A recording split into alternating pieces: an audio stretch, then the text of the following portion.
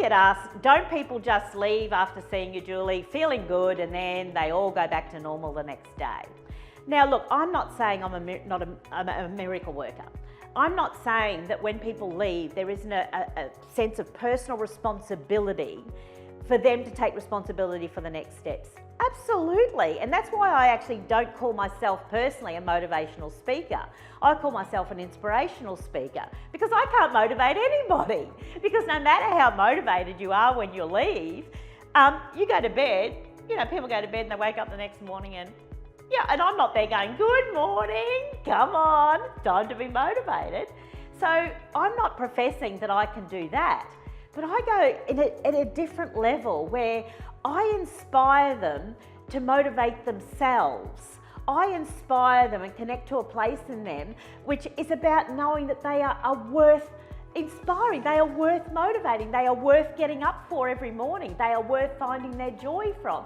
And that is where the long-lasting message comes from. So it's not about me just sharing some stories that make people laugh and feel good for a moment. It's about the strategies that are woven through the stories that people take away. And so we don't just need the strategies in PowerPoint, and this is why I'm a storyteller, because stories evoke emotion.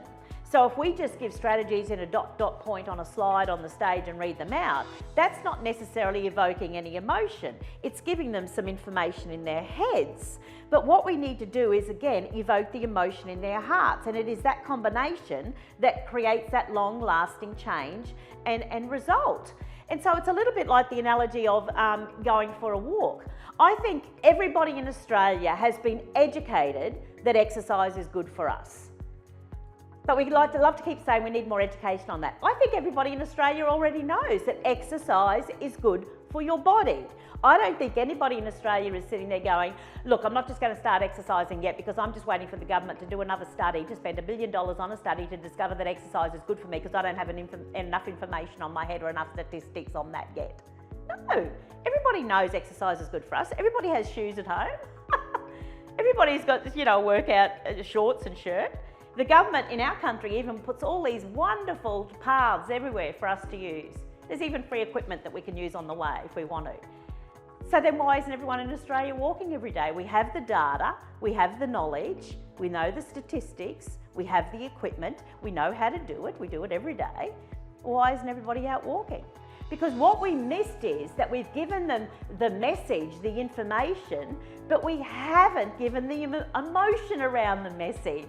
And the emotional message around that is that when I loved myself enough, I would look after myself, because how would I treat something I loved? And the moment we key into the emotional message that I am enough, and if I love myself enough, people look after their cars more than their bodies. So let us key into the emotional message. You are worth looking after. And when we key into that, that is where inspiration and motivation comes from. And that is the power of storytelling and evoking emotion and a long-term change. That doesn't mean people won't go back to their same habits. I'm not professing to be a miracle worker. Again, we can only wake them up emotionally and mentally, give them the strategies, and then of course it's up to you as a leader to take over from me.